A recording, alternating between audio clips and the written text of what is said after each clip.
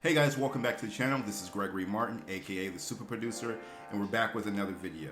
Now before we get into the video, please don't forget to smash that like button, comment down below, and subscribe to the channel. It keeps you notified whenever I post a new video, and it also helps the channel grow.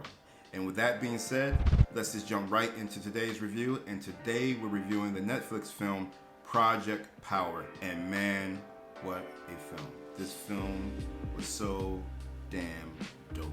The film stars Jamie Foxx, Joseph Gordon-Levitt, and new to me, Dominique Fishback. The film is set in New Orleans, which for me I thought was the perfect backdrop, and is about a pill that gives its users a unpredictable superpower for 5 minutes at a time. And because of the pill, the citizens of New Orleans are using these crazy powers to break the law. Joseph Gordon-Levitt plays a cop who's actually friends with a local teen drug dealer played by Dominique Fishback, who was selling these pills on the streets. And also to him, his reasons for taking the pill is that he wants to level the playing field. There had been a string of robberies and cop killings with these people who are hyped up on these pills. He wants to level the playing field and fight fire with fire. However, his captain, played by Courtney B. Vance, is against his cops taking any of that stuff. They just don't know the side effects of it.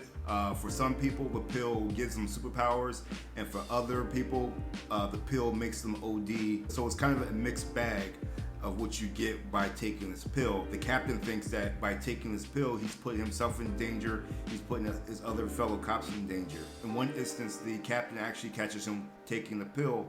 He is nearly fired, but instead of firing him, he is put on the trail of Jamie Foxx's character, who comes up on the captain's radar as a person of interest who might actually be the source of the entire supply of this drug. Jamie Foxx's character is shortly introduced after the events with the captain, and we see that Jamie Foxx's character is a man on a mission, and we don't really know why. He looks almost deranged, and as if something is going on internally, that he's manifesting just by his facial reactions and just by his demeanor.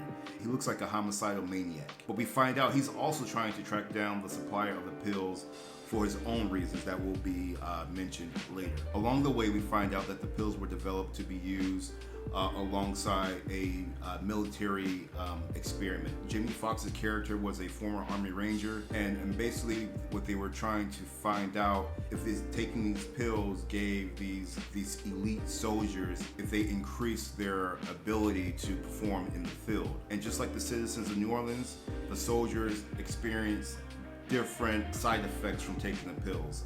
Some like I said, OD'd.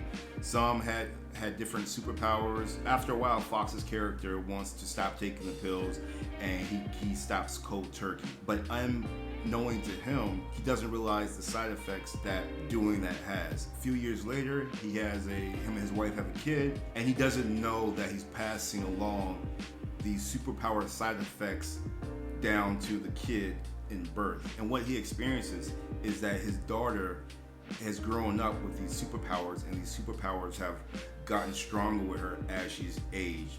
And obviously the people who develop this drug find out about her, kidnap her, and run all types of experiments on her in hopes to finding a way to stabilize a version of the pill that could be mass produced and distributed to the highest bidder. There's a scene where they introduce a South American, politician who wants to use the drug in a way to take over the country, probably create an army that can overthrow the government, and where she will be the ruling power. Now, how New Orleans fits into this is that they are unknowingly being treated as the guinea pigs in this experiment. What we see is that everyone who's been taking the pill is somehow able to be tracked and see how stable the versions that they've been creating are. The movie ends with all three characters coming together to save Jamie Foxx's daughter.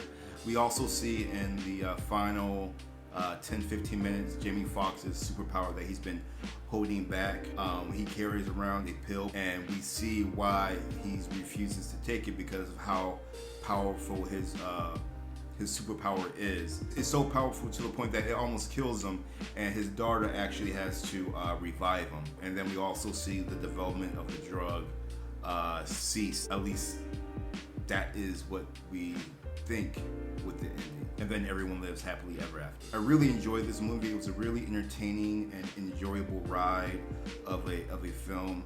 I was just on my couch glued to this. Definitely one of the best films I've seen during this whole pandemic. Like I mentioned earlier, New Orleans was like the perfect backdrop for this movie. Like they really leaned into having a New Orleans feel to this film, even down to the music and the soundtrack. Early on, there's a song by Lil Wayne. I'm not sure if it's a new song or a new old song, but that song was straight fire. Like that song was so dope, and like there was all throughout the movie these great songs that really played well with the situation. Like that Lil Wayne song was so dope. I'm going to, like, after I'm done recording this, I'm going to go on iTunes or whatever and try to find that song. I need that song in my life. Jamie Foxx was good in this. There was no flaw in this performance. Joseph Gordon-Levitt was good. A very standard Joseph Gordon-Levitt performance. And then this actress, Dominique Fishback, she was amazing. Like, she is so talented. Like, it's really good to see all these new, young, talented actors and actresses getting some shine. Like, I cannot wait to see what she's in next. Like, yes, Jamie Foxx and Joseph Gordon-Levitt are like the big marquee names, but like, really, she is in nearly probably 70 to 80% of the shots. The story really revolves around her interactions with like Jamie Foxx's character, but she held her own. She was a very solid character, and like I said, I just cannot wait to see what she does next. She's definitely someone I will be following. Also, the direction for this film was really good. The production design, there was just no, for me anyway, there was like no misstep made in making this film. And for me, this was a solid A+ type of movie. And one thing that I'm curious about is where they left the film off. I think there's a lot of possibilities for them to expand this world. Maybe they do a sequel. I can also see where they do a TV spin-off. I think they did a really good job with this, and I think whatever they do next, I think people will definitely tune in to see, just off the strength of this standalone film. Well, that is my review of Project Power.